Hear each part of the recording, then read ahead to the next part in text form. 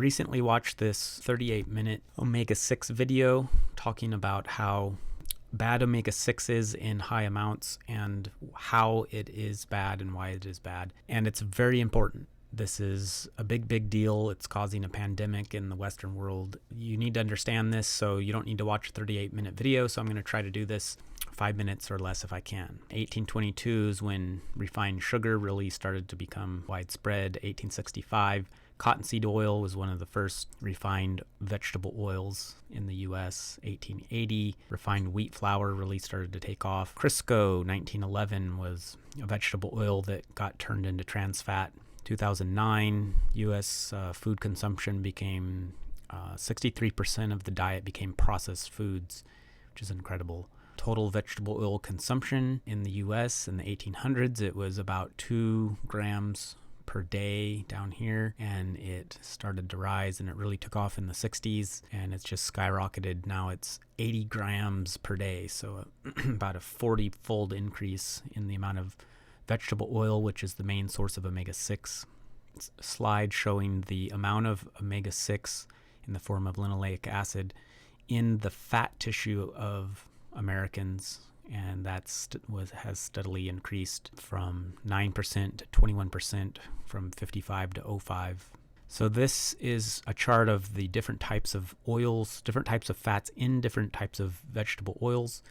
The blue is bad. The blue is the omega-6. And so at the top, you see there's not a lot of blue. So that's coconut oil, butter, palm oil, and actually lard. Down here is pretty good. This is olive oil. But the rest of these, cottonseed oil, peanut oil, soybean oil, corn oil, sunflower oil, even flaxseed oil, sunflower oil, rapeseed oil, these all have a lot of omega-6 and should be avoided.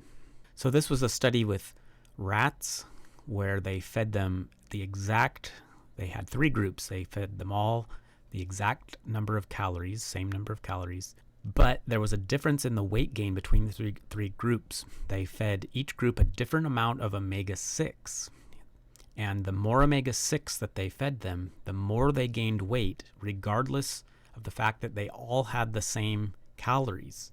So it's not just calories that makes you gain weight, it's the omega-6. Heart disease, cancer, obesity, type 2 diabetes, non-alcoholic fatty liver disease, macular degeneration, Parkinson's, Alzheimer's, hypothyroidism. These are all related to omega-6. And how does omega-6 affect such a wide variety of things? It's mitochondrial dysfunction. The omega-6, when you have too high amounts, which all Americans do, it causes dysfunction in the mitochondria. The mitochondria are what help make energy in the cell. There's a study that cardiolipin, critical determinant of mitochondrial karyoprotein assembly and function.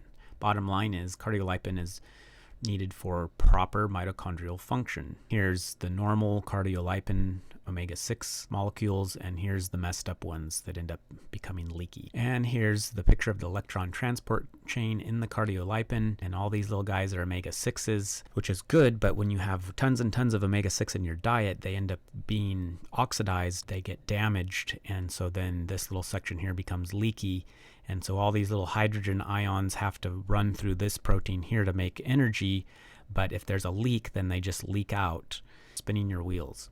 The problem is that you can't make energy when that's happening, and so you can't repair your tissue, and so little by little over 20-30 years your organs start to wear out. You get heart disease, you start to get your immune system wears out, you get cancer, and then also you can't burn your calories, so you end up storing your calories as fat. So you get fat and you get diseased because there's too much omega-6 in your system.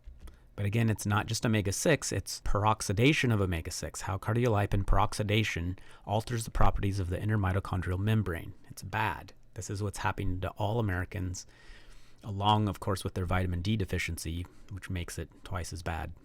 Again, omega-6 is bad, causes all this oxidation, disease in civilization. And to make it worse, even if you just had fresh, cold omega-6 in your diet, that'd be one thing. But the fried foods and the cooked oils makes it even worse. Chronic non-communicable disease risks presented by lipid oxidation produced in fried foods. Here we have cooked oils and the aldehydes, which are toxic substances created by cooking in the omega-6 oils and cooking them. Corn oil, sunflower oil have very high amounts of toxins produced when you cook them. Coconut oil and butter, relatively less. This is because coconut oil does not have omega-6 and butter has a very small amount. These have very high amounts of omega-6. The longer you cook them, the worse it gets. Average 58 micrograms per cigarette for acrolein. Acrolein is a major cigarette-related lung cancer agent. All of the diseases of civilization.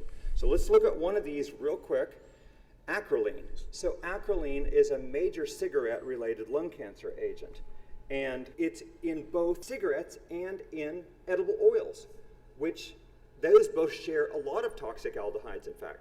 So here's acrolein. It's 18 to 98 micrograms per cigarette.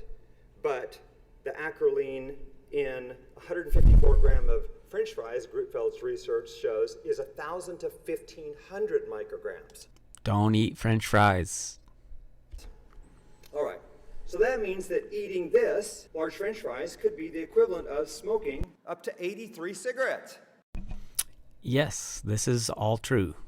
So next time you're eating French fries or any fried food, really any restaurant food, but especially deep fried food, they pour omega-6 over all the restaurant foods that you're eating. But the French fries especially, and fried shrimp and all of that, fried calamari, it's like smoking. If you look down on people who smoke, you gotta point it to yourself as well if you're eating fried foods and emit high omega-6.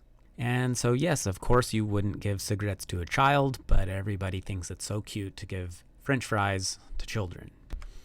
And yes, if you give French fries to your children or grandchildren, they are poisoned for the next 2 to 6 years because it takes 600 days, yes, 600 days to get half of it out. So the half-life is 600 days. Don't do it.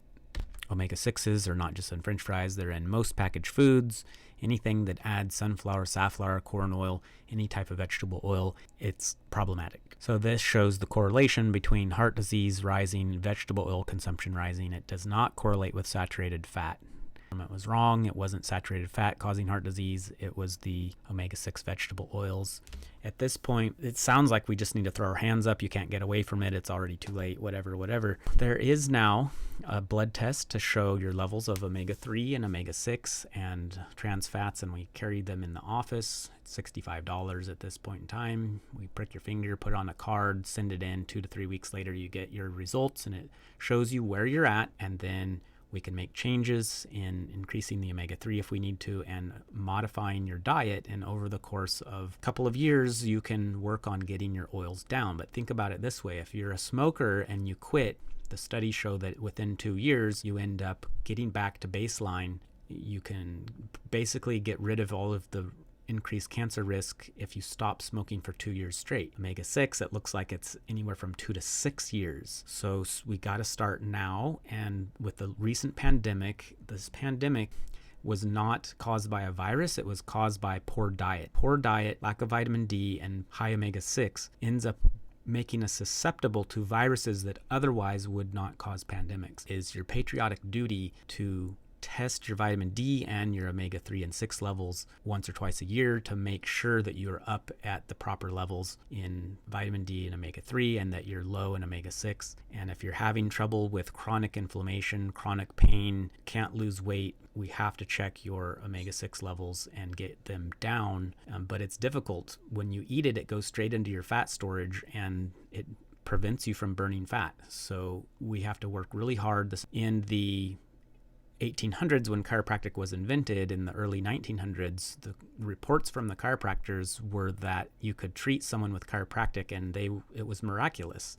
1 or 2 treatments would cure them of almost anything. And over time, the reports have suggested that you need more and more chiropractic treatment to get the same result, to the point where there's so much chronic disease that chiropractic doesn't even work for a lot of it now. That's why, as you've noticed, I focus so much on diet and nutrition and supplements, because turns out, hopefully it's simpler than we thought, but not so easy, that get your D up and get your omega-6 down and your omega-3 up. And that's really it. If we can correct that, then the inflammation problem goes away and we can get back to the 1800s, which was chiropractic, 1 or 2 treatments and you're done. So let's do it.